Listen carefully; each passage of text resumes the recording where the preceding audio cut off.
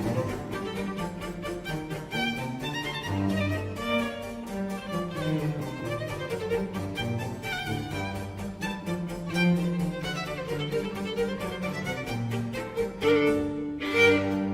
boa tarde. É com muito prazer que apresento a nossa convidada para a tertúlia de hoje, a professora Helena Freitas, professora da Universidade de Coimbra e vice-reitora da mesma universidade. Tem um percurso muito vasto, muito rico, e eu vou só salientar algumas das suas funções, passadas ou atuais. Doutorou-se em Ecologia da Universidade de Coimbra e realizou um pós-doutoramento na Universidade de Stanford, nos Estados Unidos.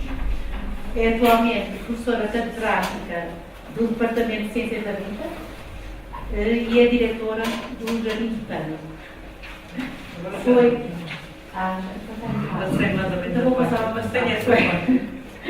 presidente da Liga para a Proteção da Natureza e foi a primeira promotora do Ambiente e Qualidade de Vida de Coimbra. Atualmente preside a Sociedade Portuguesa de Ecologia e é também a vice-presidente da Fundação Europeia de Ecologia. É a coordenadora do Centro de Ecologia Funcional, que também é uma unidade de investigação, e as suas áreas principais de interesse versam o tema da tertúlia de hoje, nomeadamente funcionamento de ecossistemas mediterrâneos, biodiversidade, interações bióticas, ambiente e conservação da natureza. Nós temos tido o privilégio nos últimos anos com a professora Helena Freitas no âmbito de trabalhos relacionados com estas temáticas da tertúlia, nomeadamente a floresta, e é um prazer tê-la hoje connosco para partilhar a sua visão sobre a valorização do território e das florestas. E não é para isso que estamos aqui hoje, eu vou dar a palavra à professora Helena Freitas. Muito obrigada pelo convite. Eu queria também começar por agradecer o convite para vir aqui à Escola Superior de Ecologia, onde tenho vindo nos últimos tempos com alguma regularidade. O convite inicial foi feito pela Margarida. Agora eu tinha visto.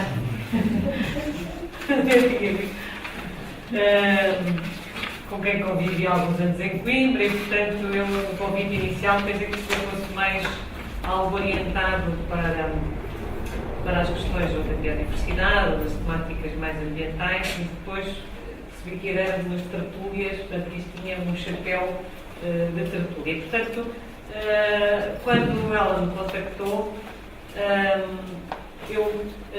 enfim, normalmente os temas ou que me propõem, o que eu proponho, que são conhecidos e são naturalmente aqueles que eu tenho a coragem de abordar, ou que eu tenho o atrevimento, em alguns momentos, de abordar. Neste caso, eu decidi propor este a certa altura porque eu estava, digamos, num momento de ponderação exatamente deste tema, de várias perspectivas, e portanto que pareceu-me que poderia ser interessante partilhar, até porque eu admiti que isto era não tanto um evento cariz científico propriamente puro e duro, e por isso até trouxe aqui a minha penzinha, mas contrariada, só para o caso de não necessário.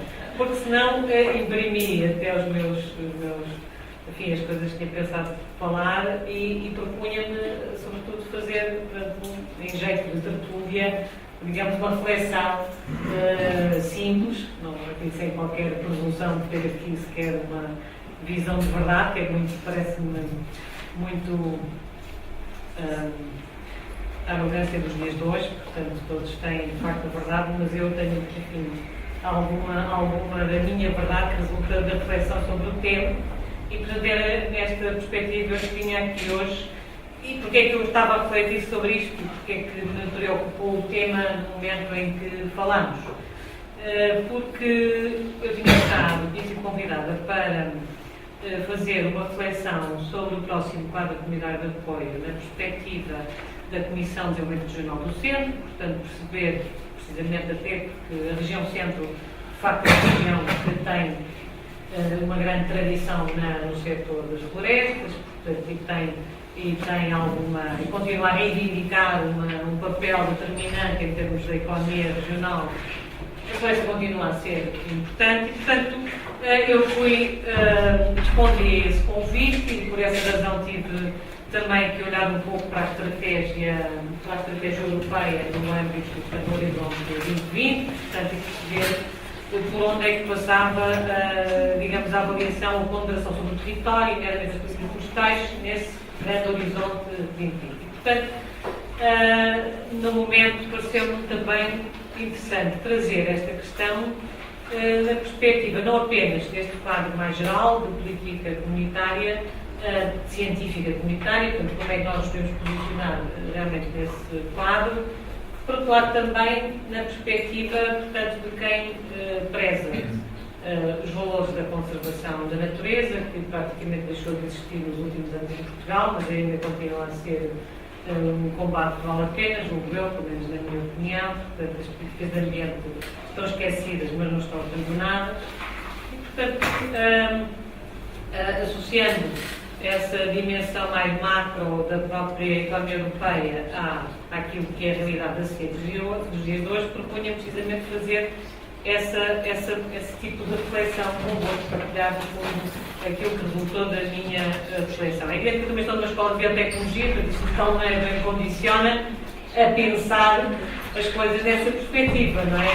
Portanto, como é que, de facto, na minha opinião, na minha visão, a biotecnologia pode também ter aqui um papel determinante. Portanto, era isso que propunha fazer, mas não posso deixar de dizer que hoje é um dia em que sinto especialmente treinada, portanto, porque de facto também sou muito condicionada, como somos todos, pela conjuntura nacional.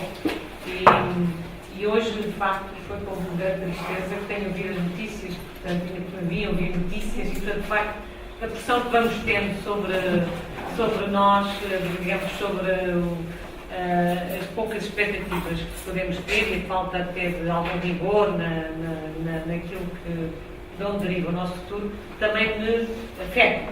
Portanto, e hoje eu vinha a pensar realmente que até é um pouco estranho perspectivar o futuro neste enquadramento tão deprimente de facto que nos colocam. E porquê? Porque todos nós temos jovens muito promissores connosco, temos de facto jovens muito qualificados, investigadores, dependemos de financiamento para fazermos a nossa investigação, para continuarmos a fazer aquilo que acreditamos que vale a pena fazer.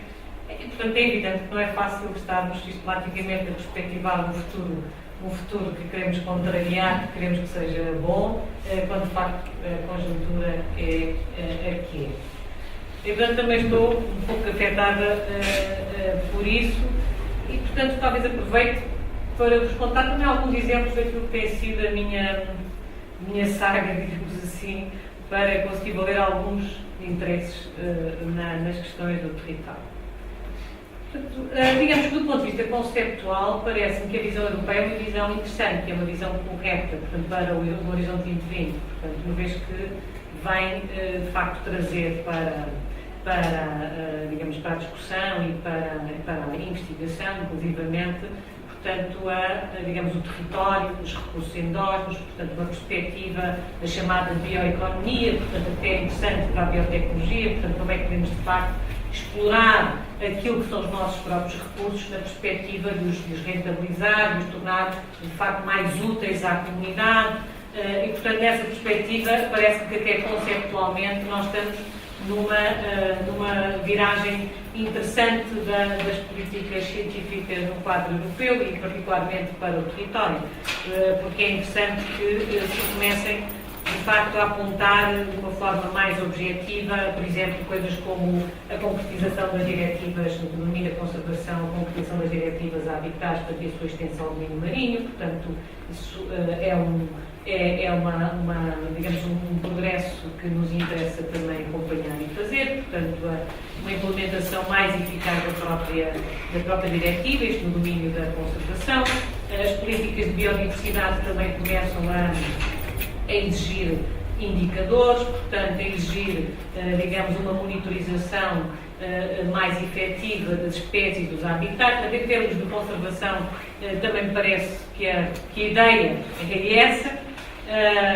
Parece-me também interessante, globalmente, as estratégias de baixo carbono, portanto, em áreas urbanas, portanto, a necessidade de passarmos a recuperar também novos territórios, enfim, eu até tive a oportunidade de olhar para provavelmente até conhecem, mas para a última apresentação da Comissão Europeia relativamente à Estratégia 2020, e, portanto, no domínio do território, de facto, aponta para a necessidade, de facto, de estratégias de baixo carbono em áreas urbanas, para a transição entre o meio urbano e rural, estratégias de baixo carbono em áreas rurais, para a necessidade, digamos, de implementar uma estratégia para a floresta, a recuperação das zonas industriais abandonadas, património natural e cultural, a orientação também de políticas de litoral. Portanto, há, digamos, globalmente, parece que há uma orientação mais firme para políticas que salvaguardam os interesses da conservação. Agora, isto acaba por ser um pouco, enfim, não parece realmente aquilo que, em bom rigor, depois nós percebemos que acontece no domínio nacional. Mas digamos que internacionalmente e concretamente no espaço europeu, eu acho que há conceptualmente uma viragem positiva da política de ciência e da política florestal, porque ela vem também incorporar, por exemplo, as questões da certificação, da qualidade, procedimentos que me parecem mais rigorosos. Isto teríamos que ir muito mais longe, mas, por exemplo, acabarmos definitivamente com a questão dos biocombustíveis de primeira geração, que tem causado um impacto tremendo e, portanto, e ainda que vai durar, perpetuar uns anos na nossa situação, em concreto, em Portugal. Isto agora vou chamando alguns casos para precisamente também exemplificar o que me parece que tem sido um desastre tremendo das nossas grandes opções estratégicas. Os biocombustíveis, de facto, fizemos opções desastrosas, portanto, fizemos as centrais de biomassa, que são basicamente centrais de queima de matéria vegetal, portanto, que nada tem de inovador sequer. Eu fiquei chocadíssima quando percebi que foram dezenas de milhões de euros gastos no último quadro tributário de apoio na chamada inovação para a indústria dos pellets. Portanto, eu acho que a indústria dos pellets deve andar por cá desde o Paulo Evangelho Superior, portanto, não vejo francamente onde é que está a inovação, mas é verdade que estamos dezenas de milhões de euros a patrocinar tanto a indústria dos pellets como sendo, de facto, uma opção estratégica inovadora no contexto nacional. Portanto, com tudo o que isto representa em termos de impacto florestal. Portanto, porque, de facto, evidentemente não há avaliação do ciclo de vida das florestas. É evidente, um outro exemplo, por uma circunstância, fui visitar, por exemplo, a fábrica da Sonai Manual, de que nessas semanas estava fechada porque não tinha matéria-prima, por exemplo, não tinha matéria-prima porque a matéria-prima foi desviada para o papel, e, portanto, a fábrica só não deixou de funcionar mais tempo porque conseguiu ter essa matéria-prima do norte de França, porque tinha havido, felizmente, um incêndio, muito curioso, um incêndio no norte de França e, portanto, disponibilizou a matéria-prima, e, portanto, este é o tipo realmente de coisas que acontece e que, enfim, pode continuar a acontecer. Mas digamos que no quadro comunitário é importante que depois daquele desastre que foi a encomenda da percentagem de biocombustível que podia derivar diretamente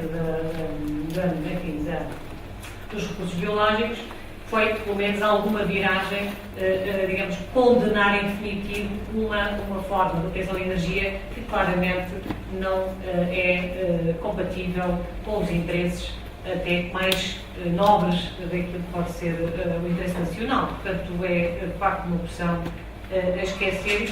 Portanto, felizmente, isso parece-me que não acontecerá, porque aquela ideia peregrina de que, de facto, a incorporação de carbono era feita depois ao longo do ciclo de vida das plantas, essa ideia caiu por terra. Mas a verdade é que foi uma opção que tivemos e ainda restam algumas. Não quer dizer que eu não seja a favor da utilização da biomassa em determinados contextos, em determinadas unidades dimensionadas, etc. Agora, na escala que foi pensada, sem qualquer, digamos, análise de ciclo de vida, de facto foi um grande disparate, na minha opinião, e é aquilo que eu venho apresentar. Portanto, isto é, enfim, mais um exemplo, penso eu, de uma viragem no contexto europeu que pode ser benéfica. Claro que agora a aposta vai ser nos biocombustíveis de segunda geração, e aí, por exemplo, há um domínio imenso do trabalho que pode ser feito pela biotecnologia. Portanto, a utilização da biomassa lenhocelulósica para a obtenção de energia com tecnologias avançadas é, de facto, um domínio em que a biotecnologia pode dar um contributo muito interessante, a vários níveis, ao nível de algumas tecnologias que hão de até surgir, jusante, estou a pensar, por exemplo, em drogas enzimáticas e outros tipos de situações, na obtenção até de espécies com maior, digamos, com atributos mais relevantes para este tipo de utilização. Portanto, isso é uma outra orientação estratégica que no quadro europeu vai condicionar necessariamente aquilo que estamos a fazer cá, que eu penso que é positivo. Agora, é evidente que não será positivo enquanto, mais uma vez, se nós não tivermos o trabalho de casa feito, também não podemos avançar por aqui. E isso é uma das questões que me preocupa no domínio da floresta. É tradição já falarmos da ausência, de facto, de um cadastro nacional e ficamos sempre à espera de um cadastro nacional. De facto, é uma pena, mas serve muitos interesses. É uma pena que não exista um cadastro nacional. Mas agora, vale a pena dizer que há empresas em Portugal e que há empresas, designadamente, que trabalham no setor, que têm os seus cadastros feitos, portanto, e bem. Não é? Há também municípios e regiões que também já têm um trabalho feito. Agora, de facto, a nível nacional, como sendo digamos, um desígnio da própria política nacional, não existe um cadastro florestal. Eu acho que podemos desistir de que ele venha a acontecer, porque ele, de facto, não interessa a muita gente. Não interessa que exista um cadastro florestal. Essa situação é muito mais interessante para que possam imperar as situações. Porquê que não interessa? Por entre outras coisas, por isto que eu agora aqui disse. Porque, de facto, não interessa, se calhar, saber qual é a matéria-prima efetivamente disponível, de onde é que ela provém, as situações de fitossanidade, que existem também, portanto, e até onde é que elas vão, e, portanto, parece-me que, para alguns dos interesses, é preferível esta situação pouco clara, portanto, não é? E a verdade é que, incrivelmente, nós continuamos a não ter esse cadastro. Eu penso que ele só também não interessa, porque depois vamos ter que pensar, isto é um mar de coisas, como é que vamos introduzir a política fiscal nesta área, a quem é que cabe pagar o imposto de quê, depois temos os problemas todos inerentes à própria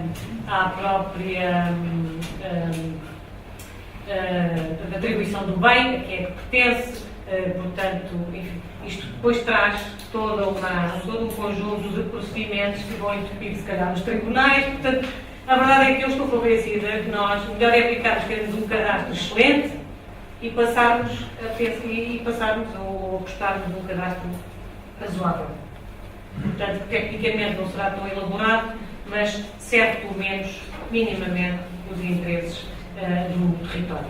Eu acho que é por aí que vamos caminhar e penso, aliás, que várias das associações de municípios vão fazê-lo como projeto estratégico. Portanto, eu espero que sim, porque se não conseguirmos ter um panorama global, mas se tivermos parciais, eu acho que nos conseguimos fazer algum esforço de conjugação daquilo que existe. Portanto, penso que isso é um processo que é importantíssimo que se venha a fazer. Portanto, no domínio, propriamente, então, em Portugal, as situações que me parecem problemáticas e que nós temos que passar a valorizar, aliás, a questão da valorização está também muito presente na própria ciência associada ao território, da ecologia, à biologia, à própria biotecnologia. Portanto, como é que podemos valorizar a floresta e o território? E no domínio florestal, nós de facto temos uma floresta muito diferenciada, portanto, que não é toda igual, que é valorizada, isso também é do conhecimento de todos, portanto, a espécie de facto mais importante da nossa floresta continua e continuará a ser por algum tempo o eucalipto, portanto, é a espécie dominante na floresta portuguesa. Enfim, não é uma espécie autóctone, toda a gente sabe, mas é verdade que é uma espécie importante para a economia nacional, portanto, eu não sou daquelas pessoas que pensam, digamos, que devemos eliminar o eucalipto, sou das pessoas que pensam que o eucalipto deve ser utilizado, digamos, enquanto se justificar do ponto de vista da atividade económica, mas também nos territórios em que ele é adequado, em que ele, de facto, não põe em causa valores mais altos do ponto de vista da conservação também dos recursos naturais. E, portanto, mas é uma luta difícil, mas não há dúvida nenhuma que o eucalipto ainda é, digamos, uma espécie com interesse para a economia nacional, ainda é e ainda será por alguns anos, embora toda a gente saiba que as coisas também estão a mudar por essa via. Por outro lado, em seguida, digamos, a espécie que nós temos também muito valorizada é o pinheiro, e em concreto a região centro está a sofrer muito os problemas que afetam o pinheiro, portanto, os problemas fitossanitários que afetam o pinheiro, é um problema gravíssimo, portanto, de facto, nós corremos sérios riscos de deixar de ter a breve prazo, de facto, o pinheiro bravo na região centro e no país, se continuarmos a ter esta expansão, este problema fitossanitário a expandir-se como tem acontecido. Eu penso que dificilmente conseguiremos assegurar a manutenção do pinheiro. A fileira do pinheiro, ainda por cima, é uma fileira bastante mais organizada, enquanto que a fileira do eucalipto, de facto, está organizada, está bem estruturada, tem competências técnico-científicas. À escala global, ela também está bem organizada, portanto, a expectativa até é que a fileira do eucalipto aumente em cerca de 20% nos próximos, 5, 10 anos. Portanto, o eucalipto vai expandir-se à escala global. E não é apenas para o Porto Real, é também para a energia. E, portanto, a grande aposta da fileira do eucalipto é a energia, claramente. E depois a seguir temos, de facto, o pinheiro, que em Portugal está a sofrer bastante. Portanto, de facto, não acredito que aguente por muito tempo e, como digo, é uma fileira desorganizada, portanto, não se entendem, há interesses do imobiliário, há interesses dos pellets, há interesse, digamos, muito diverso. E é uma pena porque o pinheiro ainda assim oferece aquilo que também parece importante na floresta, que é a capacidade, ainda assim, de segurar as populações. Portanto, o pinhal, ao contrário do eucaliptal, ainda preserva, digamos, o território, alguma manutenção das populações e alguma ligação ao território. E de tal maneira que, se perguntarem a maior parte dos concelhos do centro do país qual é a sua paisagem, para eles é o pinhal, indiscutivelmente. Não vai lá ninguém dizer que o pinhal não é nosso, quer dizer, o pinhal é a paisagem da maior parte das pessoas. E depois, de facto, a seguir temos o sobreiro, toda a gente sabe também tem vindo a perder algum território em algumas áreas do país, mas enfim, é uma espécie, uma fileira que também se organizou bastante nos últimos tempos e está mais robusta, portanto, não é aquela que não nos preocupará como, de facto, a questão do pinhal. E depois, de facto, em Portugal tem vindo a ganhar espaço florestal cada vez mais amplo, portanto, as espécies exóticas, portanto, estão em crescimento rápido, de facto, têm apanhado os territórios todos de sistemas ribeirinhos, portanto, montanhas, de facto, nós temos, e como conhecem bem, na sequência, de facto, dos fogos, a propagação é brutal e, portanto, nós chegamos a um ponto em que provavelmente vamos ter que conviver com algumas dessas espécies e encontrar uma valorização para elas. Portanto, aliás, ela já é valorizada de alguma maneira, já se vende madeira de acácia, já se começa a valorizar de alguma forma essa. Porque enquanto não tivermos a capacidade de fazer alguma gestão, isso acontecerá naturalmente, portanto, a propagação dessas espécies julgo eu, inevitável sem, de facto, uma gestão efetiva do território. Portanto, há algumas metodologias que podemos tentar aplicar, mas é impossível, porque tudo para, na nossa zona de defesa não se consegue.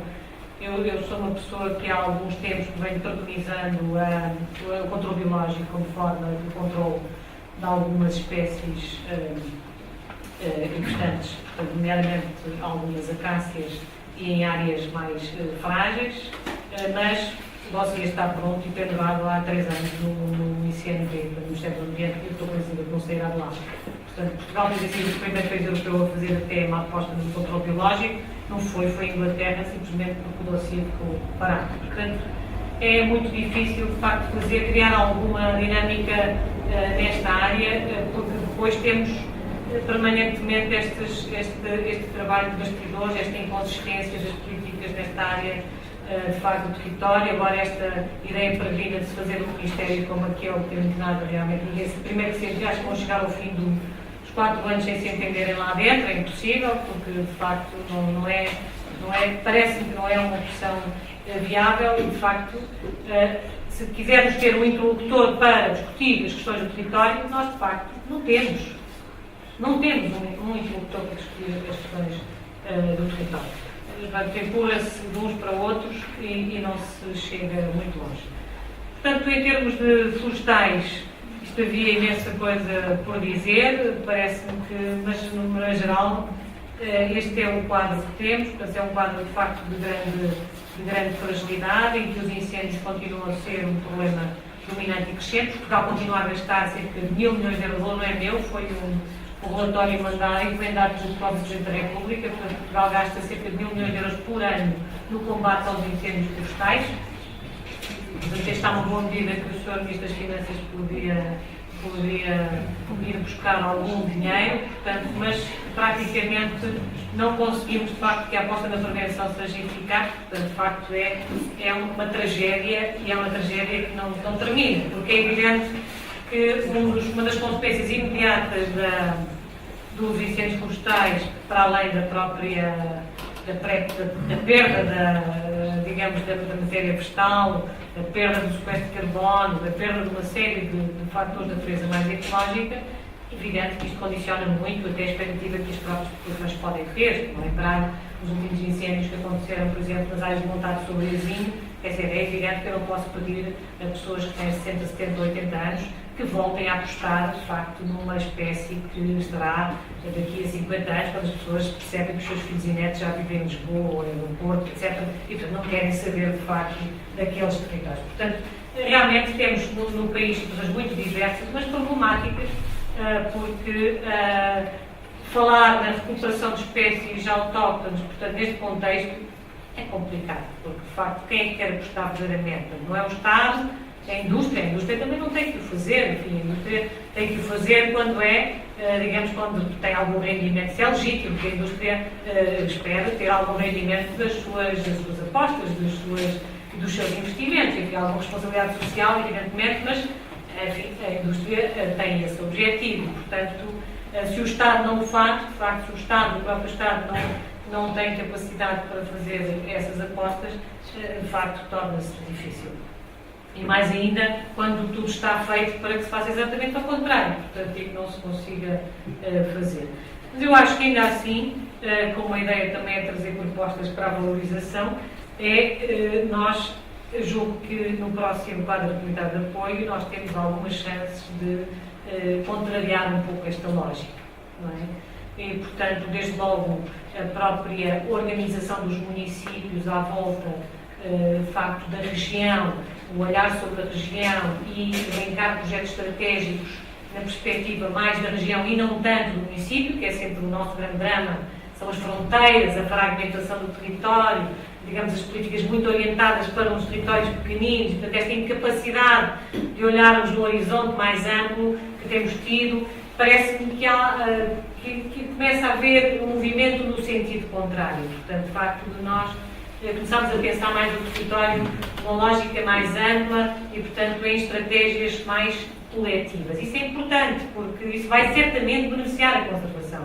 Se conseguirmos esta amplitude, conseguimos, por exemplo, olhar para a bacia hidrográfica, para os tributários de um rio, e, portanto, e pensar a reflorestação, por exemplo, dos tributários ou do próprio rio. Mas não é fácil, porque as coisas não estão feitas assim. Eu lembro-me que há 3 anos atrás, 4 anos atrás, fui ter com a então ministra do Ambiente, que era a Dulce Pássaro, e disse-lhe, vocês têm no programa eleitoral os pólis dos rios, vamos fazer um pólis para os rios de montanha da Serra da Estrela. Portanto, são de facto rios magníficos e mais agora, depois daquilo que se perspectiva para alguns tributários do Douro, de facto, os rios da Serra da Estrela são rios magníficos e talvez venham a ser até referências como o Rio Alba, etc. Não é? Portanto, eu disse, vamos fazer um pólis para os rios de montanha, vamos reabilitar, porque de facto têm sido massacrados com fogos, portanto tem sido de facto. Nós temos conselhos na região centro, lembrar do Conselho de Provença Nova, que arde totalmente cada 9 anos. Totalmente, o Conselho arde totalmente. É uma coisa louca. Com as consequências que isto tem para a perda de produtividade, perda de solo, e também da qualidade da água que ali temos. e falei nesta hipótese, e, portanto, isto implicava toda a região da Serra, implicava 2 milhões de euros.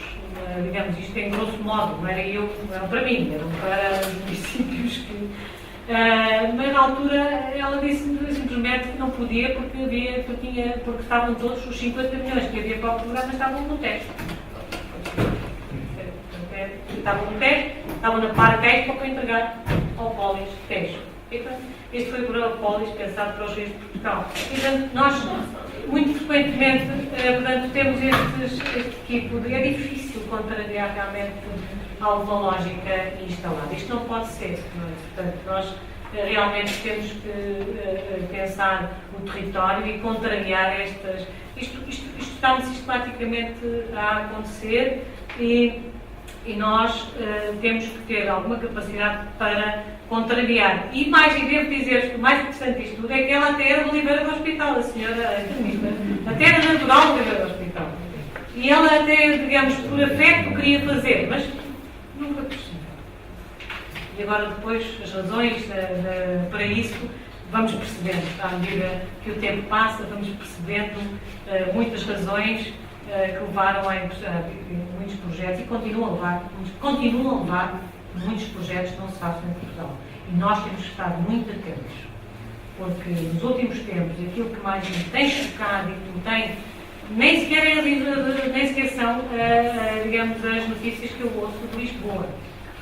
Muitas vezes aquilo que me tem condicionado mais e que me tem às vezes até deprimido mais são as notícias que eu ouço na minha própria região e que se relacionam exatamente com isto, com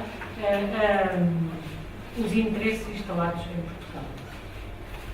Eu não posso deixar de falar disto, porque só falei de interesses relacionados com a floresta, de uma forma muito geral, e são múltiplos.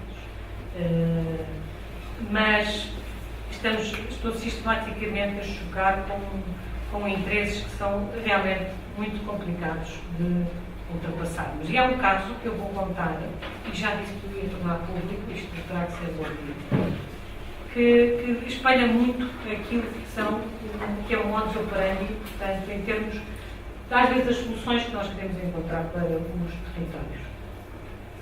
Eu tenho estado envolvida num projeto de desenvolvimento regional na minha região, portanto, em que tento juntar municípios e, de facto, ir ao encontro desta lógica da bioeconomia, de buscar produtos que, a nível regional, são importantes, os recursos locais e, portanto, e tentar valorizá-los a vários níveis.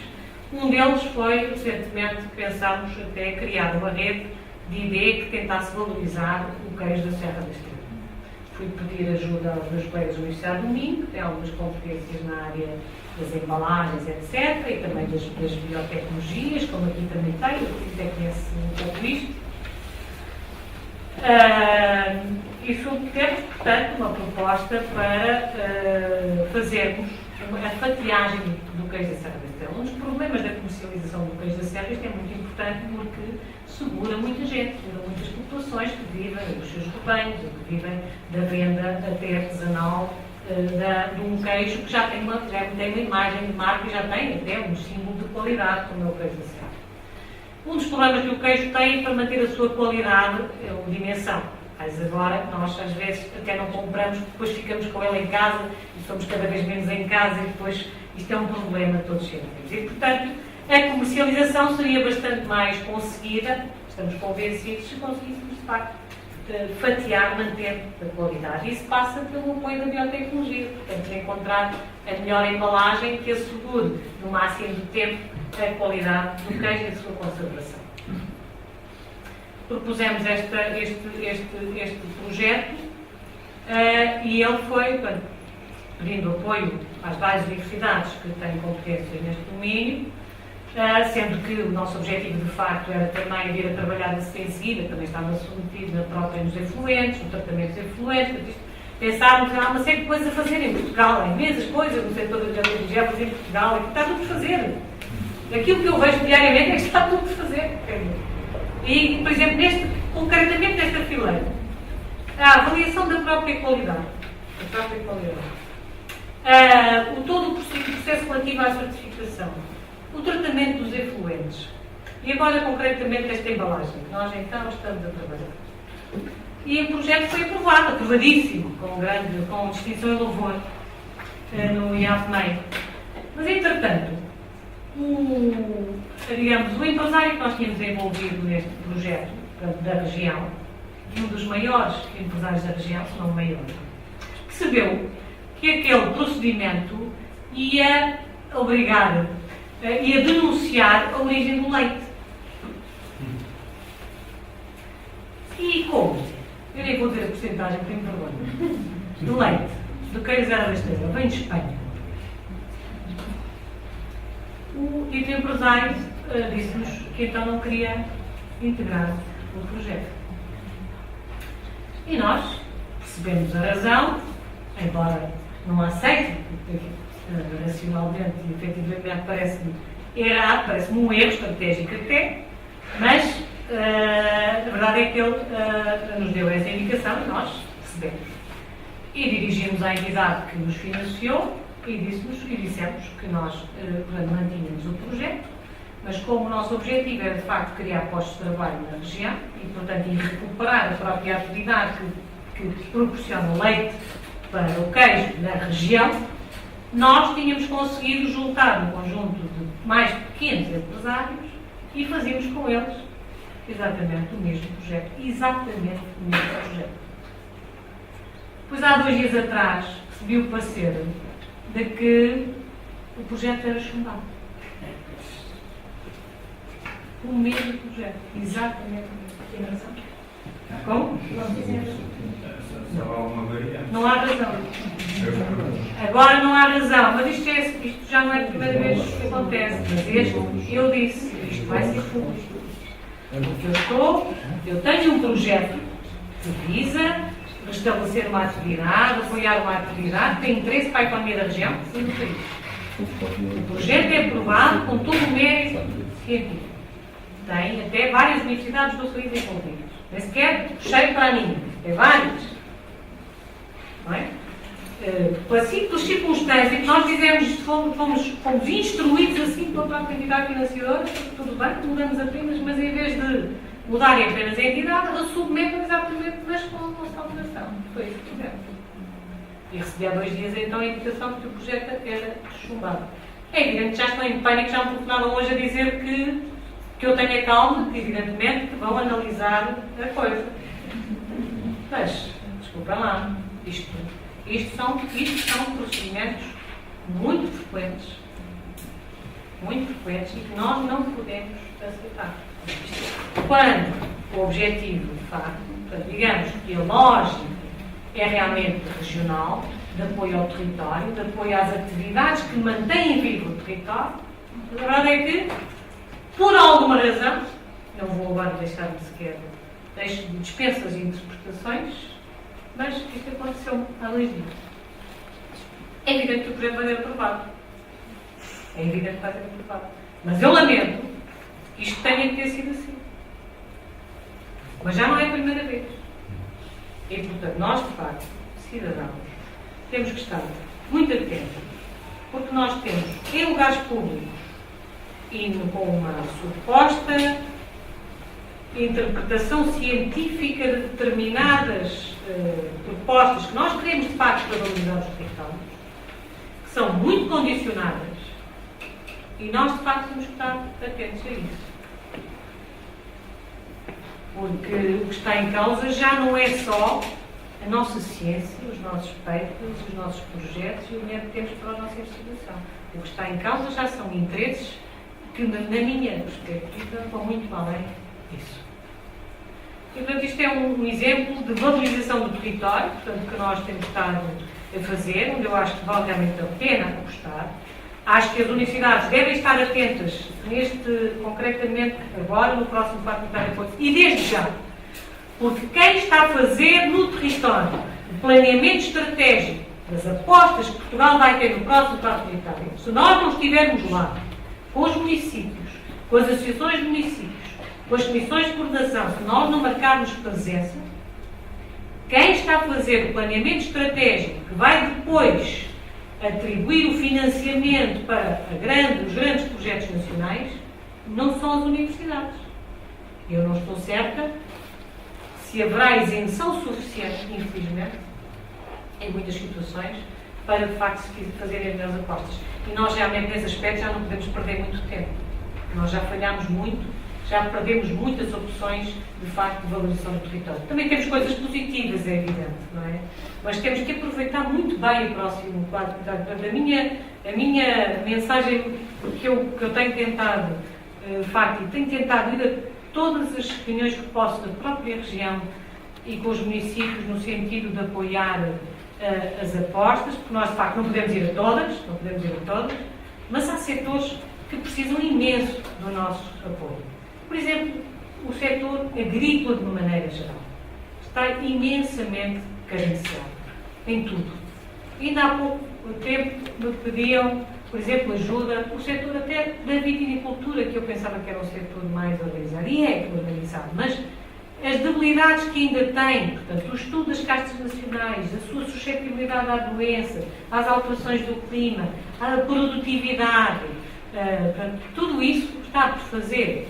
A fruta, a fruticultura, a horticultura, nós temos espécies nacionais que não estão, a própria cararocha não está no catálogo europeu das variedades, porque não tem um estudo feito. Nós não temos as nossas espécies estudadas a um nível e a um rigor científico que não é possível. Não é possível. Há uma carência nestes setores que eu tenho percebido, e que de facto as universidades também têm aqui alguma responsabilidade. Então, há imensa coisa a fazer. Eles precisam, por exemplo, da produção de plantas. A maior parte dos nossos agricultores vai comprar as plantas a Espanha, a França, a Itália, a Suécia. As análises de qualidade que eles precisam para poderem circular no espaço europeu, e mais agora, no próximo ano, nós vamos ter exigências de certificação, etc., muito mais apertadas, e não temos, de facto, resposta no Estado. Não há resposta no Estado. E, portanto, eu realmente acho que nós temos muitas oportunidades de valorizar o nosso território, desde a conservação da natureza ao domínio das florestas, sem dúvida, mas sobretudo também opções que sejam opções sustentáveis, ligadas ao território. Procuremos também soluções a todos os níveis, ao nível da energia também, as respostas que podemos ter nos territórios. Certamente ao nível da alimentação, aqui é claro que eu não dispensei de fazer aqui uma análise mais global daquelas questões mais clássicas que ouvimos sempre, por exemplo, da concepção do próprio Millennium System Assessment, portanto, dos serviços dos ecossistemas e do bem-estar humano e da valorização também nessa perspectiva, evidentemente que também acarinho, mas, enfim, estando numa escola de biotecnologia, parece-me que o vosso desafio é muito maior. Ainda a terça-feira reunia, por exemplo, com a aquacultura do país. Com a aquacultura do país, não, a aquacultura, enfim, também havia pessoas do país, mas com a aquacultura, eu, por exemplo, o Presidente da Câmara da Figueira, Mira tem a pesca nova, está desejoso de fazer qualquer coisa no domínio da aquacultura, por exemplo. Penso que é também uma aposta muito clara que vamos ter no território, com problemas para resolver também pela biotecnologia, onde é que comparar todas as contaminações, onde é que comparar propriamente eu acho que isto é um problema muito grave porque afeta também a própria aquacultura chamada orgânica ou mais sustentável, que são os resíduos que depois ficam mesmo em offshore, que ficam, portanto, os 15 ou 20% dos resíduos que ficam acumulados nos sedimentos oceânicos, portanto, como é que podemos gerir esse problema, porque claramente a aquacultura em offshore é também uma aposta que devemos ter, mas tem realmente impactos muito importantes no território que não estão bem resolvidos. Portanto, penso que há um manancial de coisas por fazer. Eu, francamente, aquilo que mais me chateia hoje em dia, às vezes, é perceber que há tanto por fazer e que eu quero fazer tantos projetos, mas, ainda por cima, quanto mais projetos eu quero fazer, parece que o país está exatamente a trabalhar em sentido contrário àquele que é o meu, porque à medida que encontro desafios, sou um bocado alimentada por desafios e, portanto, de facto, faz-me muita confusão perceber isso, perceber a quantidade de coisas que nós podemos fazer na área do carbono. É evidente que agora estamos a viver um momento frágil, não é? Bom, mas enfim, o carbono não vale dinheiro, não é? Portanto, os créditos de carbono são pouco interessantes no mercado europeu ou internacional. Mas isso impede-nos de fazer uma opção de políticas de baixo carbono? É claro que não. Portanto, acho que devemos continuar, de facto, a fazer esse investimento. É claro que há investimentos que me chocam a mim, no domínio mais da ética ambiental, há investimentos que me parecem excessivos e até às vezes pouco interessantes, mas também estão a acontecer e que são inegáveis e que também têm a ver com o território e com a sua valorização. Ainda há tempos estive aqui no Porto numa tertúlia também interessante, convocada pelo Alexandre Quintanilha, e havia pessoas da biologia integrativa e havia pessoas, enfim, do setor da nanotecnologia e, portanto, de facto, há um manancial de tecnologias que surgem e que têm a sua importância e que, com certeza, devem ter muito futuro. Portanto, de uma maneira geral, que eu nem sei que horas são, também não já fui um bocado. Eu peço desculpa, eu tinha aqui então a minha pena, mas achei melhor fazer assim um pouco uma visão muito, se calhar pouco ortodoxa e demasiadamente caótica, não sei, não muito organizada, mas é mesmo uma reflexão genuína e muito espontânea, de facto, de uma certa visão, mas também quero deixar uma mensagem de, como digo, eu continuo a acreditar que vale a pena. Ainda amanhã vai uma grande equipa minha para Angola, por exemplo, vamos fazer lá umas filmagens com o Jorge Paiva, que é um dos meus grandes projetos, e continuo a acreditar. Eu próprio vou a Angola cheio de medo, mas vou a Angola em julho. Um bocado de medricas em algumas coisas, mas vou. Portanto, acho que há imensas coisas por fazer, também em Portugal, no domínio da valorização do território, onde eu espero que continuem sempre a contar mais do que nunca as pessoas. E as pessoas estarão, se nós conseguirmos preservar o território com qualidade e com mais-valias que nos permitam também viver, e essa é de facto a grande preocupação que tenho. Muito obrigada pela vossa atenção.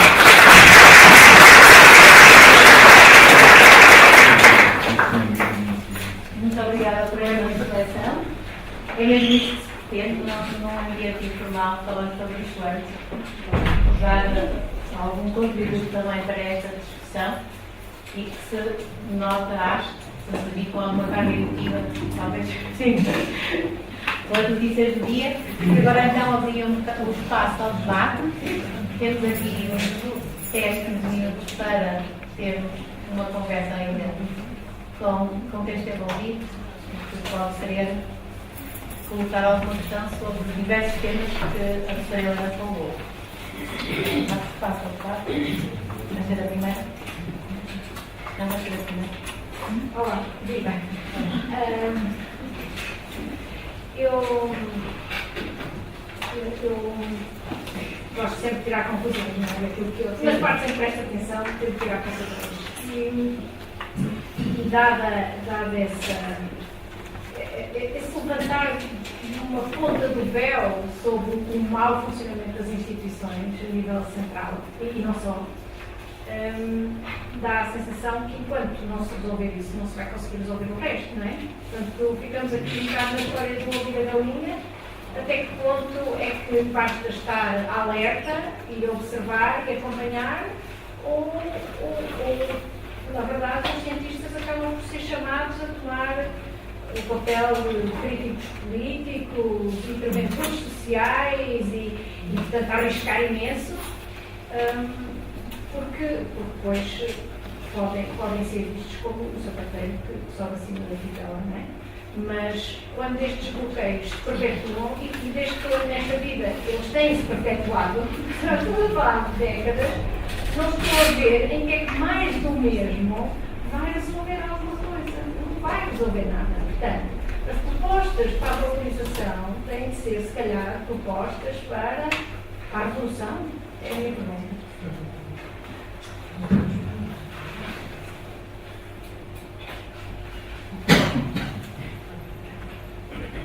Eu sou uma social-democrata. Mas nunca, portanto, estive ligada a nenhum partido político, nunca tive essa.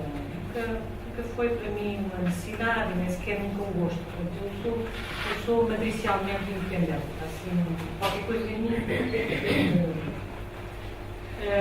Mas hoje de manhã, até por algo, enfim, tom em jeito, meio de brincadeira, mas não exatamente de brincadeira. Eu tenho uma das minhas jovens doutorandas, é uma grande ativista do Partido Comunista, mas grande ativista. Eu, por graças a Deus, de manhã, olha, as próximas organizações que forem, eu também vou consigo. Até o meu estado de espírito hoje era um pouco este. E a Margarida tem toda a razão, portanto, há realmente uma sensação que começa a ser muito difícil de suportar, de uma certa, digamos, certa revolta contra um status quo que não nos permite progredir, de facto, e percebemos que nos tem condicionado e que nos inibe, de facto, de crescer e de sermos realmente um país diferente. Eu tenho sentido muito isso nos últimos tempos. Porque percebo que há realmente uma rede de interesses que está tão bem montada, portanto, nós nunca tivemos, eu acho, chega ao conclusão que nós não temos exatamente um Estado. Nunca tivemos um Estado. Aquilo, para mim, o Estado tem necessariamente que ser orientado para o cidadão e para as populações e para a nação. E nós, de facto, não temos um Estado. Eu acho que nós, de facto, conseguimos construir em democracia uma espécie de Estado que serviu a alguns interesses, que nos permitiu, enfim, manter alguma entidade, alguma credibilidade, mas temos falhado profundamente naquilo que é essencial. E, portanto, eu, ultimamente, também tenho participado mais ativamente nessas lides públicas, contrariada, muitas vezes, porque eu realmente gosto de fazer a ciência.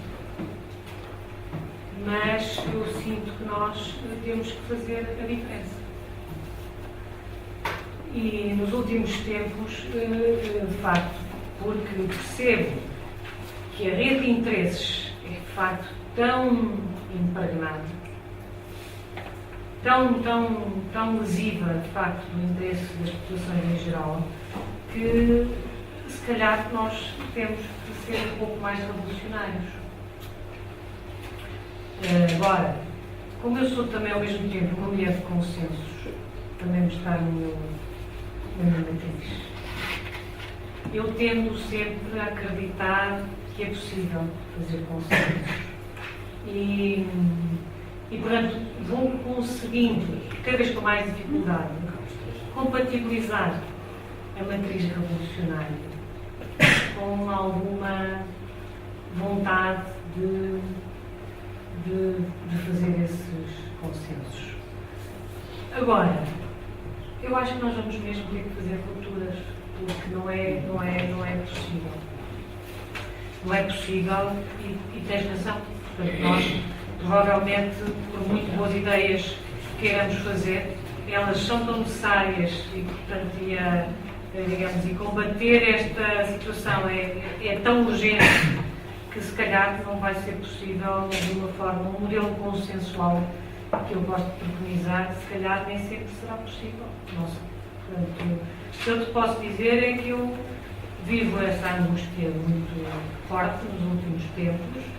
Admiti até ter uma intervenção mais política, mesmo sem, muitas vezes, com algum custo pessoal, mas se calhar acho que vai ter que acontecer.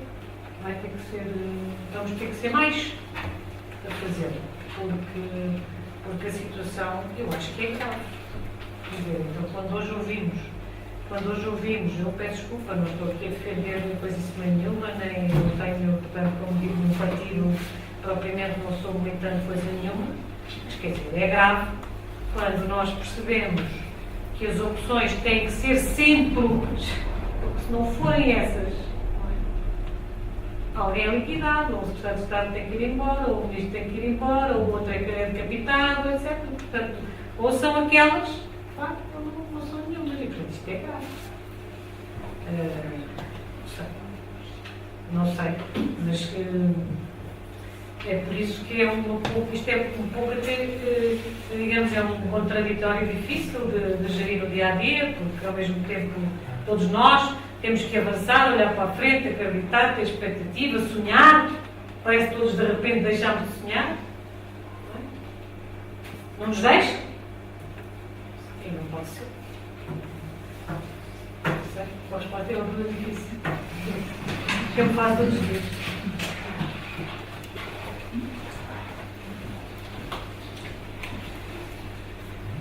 Boa tarde, o meu nome é Carlos Vivarista, sou voluntário ambiental, portanto não sou desta área científica. Pertenço só a uma associação, que é a Associação AMP-Portugal, a Associação Mundial de Portugal, que nasceu do projeto da Coordenação Nacional do Projeto Climático. A minha pergunta vai no sentido: o que é que a sociedade civil pode fazer em prol da valorização do território a nível do Estado? Nós estamos com um projeto que demos início no ano passado, que é o Florestado. E pronto, temos uma certa dificuldade em implementar o projeto a nível nacional. O ano passado foi o ano zero. Os viveiros nacionais do Estado não tiveram capacidade de doar árvores em capacidade para os números que nós queríamos, que eram 100 mil no ano passado. Queremos aumentar esse número de árvores. E queria também fazer uma pergunta: por que não criar uma fileira do carvalho? Uma vez que o carvalho é uma madeira nobre, não é? Portugal tem aptidões e sempre teve carvalhais, não é? Agora, nos últimos anos, tem eucaliptais. Por que não criar uma fileira de carvalho, uma vez que existe a sobeira do pinhal? Até porque acho que o carvalhal, com as mudanças climáticas, é capaz de mitigar um bocado estas mudanças, não sei até que ponto. Não, tem toda a razão. Até vou dizer que contou várias questões importantes.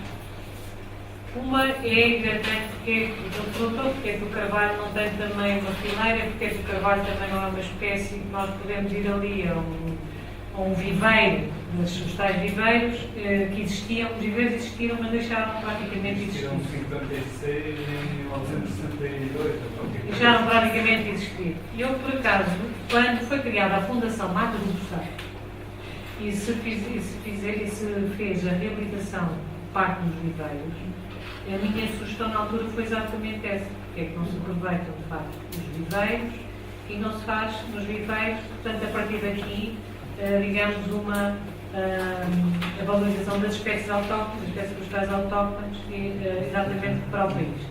Mas não foi possível, não teve aceitação. Agora a Fundação até está, os vistos até foi extinta, ou corre esse risco, e portanto não sei se isso acontecerá. Mas é muito difícil, sabe? Eu dou-lhe um exemplo muito prático. Eu tenho sido diretora do Jardim Botânico de Coimbra. O Jardim Botânico de Coimbra tem o maior banco de sementes do país, que tem mais de 140 anos. Anualmente conseguimos manter no banco de sementes para cima de 1.500 espécies. Eu nunca consegui ter um apoio do Estado, nem de ninguém. Não, nunca consegui. Nós mantemos o banco de sementes com o orçamento do jardim. Tenho feito um esforço tremendo para conseguir apoios. Já fiz os projetos possíveis. Tentamos a certa altura um projeto, mas tive azar, que veio imediatamente a crise no mês seguinte, que era com a Brisa tentar que nós fizéssemos nas estradas que são reabilitadas, nos taludes, um banco de sementes do Jardim Botânico fornecia pelo menos 10% do projeto de recuperação de espécies da região, e, portanto, com o nosso selo de certificação do jardim, que de facto eram sementes vindas daquela região e, portanto, enfim, era uma forma de manter até a biodiversidade, não consegui.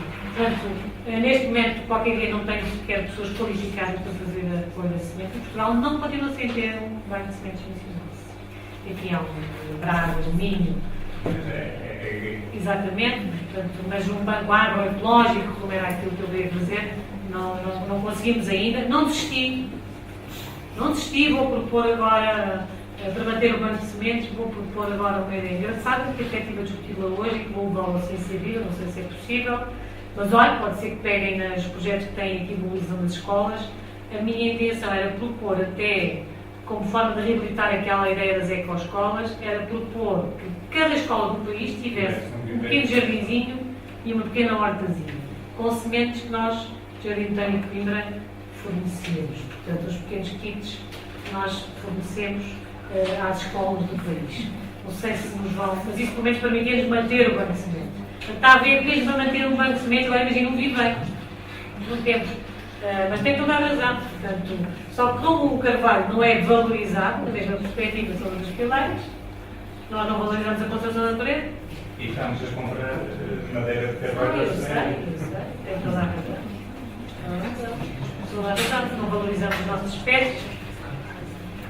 Está tudo um pouco enviesado, não é? E do meu ponto de vista, o carvalho é nível de valorização empresarial, tem mais valor do que um eucaliptal. Sabe que o ponto da sociedade hoje é o curto prazo. Pois.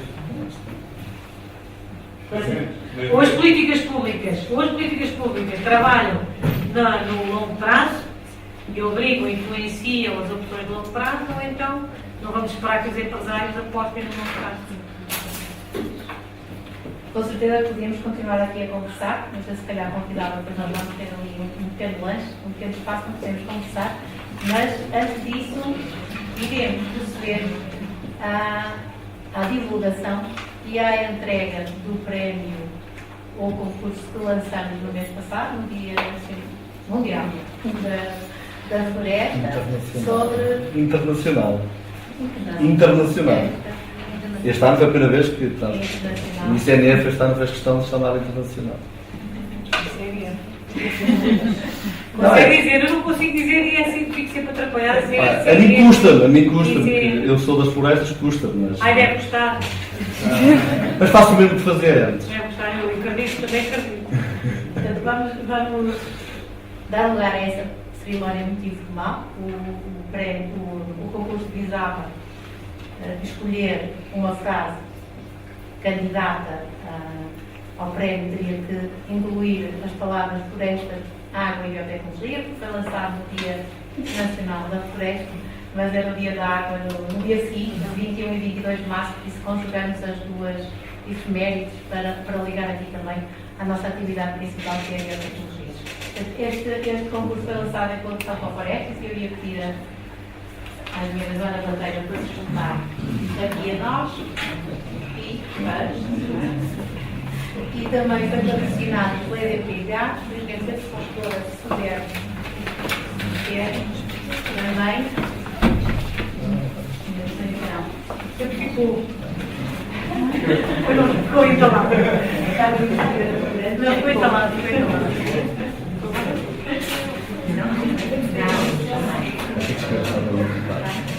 Nós consideramos muito importante esta iniciativa, a Floresta também colabora connosco nestas.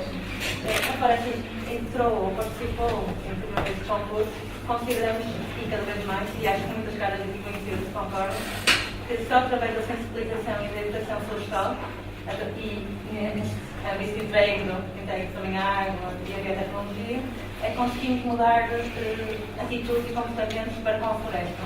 Através do passo a palavra, da trazer a floresta para a ordem do dia, é que conseguimos mudar alguma coisa também na floresta. A participação da EDP tem a ver com o interesse da nossa organização cada vez estar mais próxima das universidades.